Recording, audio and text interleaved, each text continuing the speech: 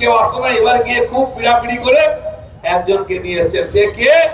সে দুবার হেরেছে উত্তরপ্রদেশে, দুবার যোগী সরকার হয়েছে, তার কোনো কাজ নেই, বেকার ঘুরে থাকে, বলে যাই কলকাতা ঘুরে আসে। তো যার কোনো কাজকর্ম নেই, কেউ পুছে না, এরকম নেতা মমতা ব্যানার্জির সঙ্গে আছেন। কেন শিবসেনা আসেনি?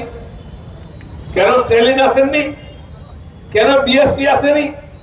কেন এনসিপি আসেনি?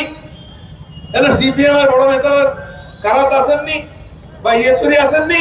কারণ মমতা ব্যানার্জি কেউ বিশ্বাস করে না কোন দিকে কখন পাল্টি মারবেন, কখন কংগ্রেসের সঙ্গে, কখন বিজেপির সঙ্গে, কখন ইনডাইরেক্টলি সিপিএম এর সঙ্গে, কিচ্ছু ভরসা নেই।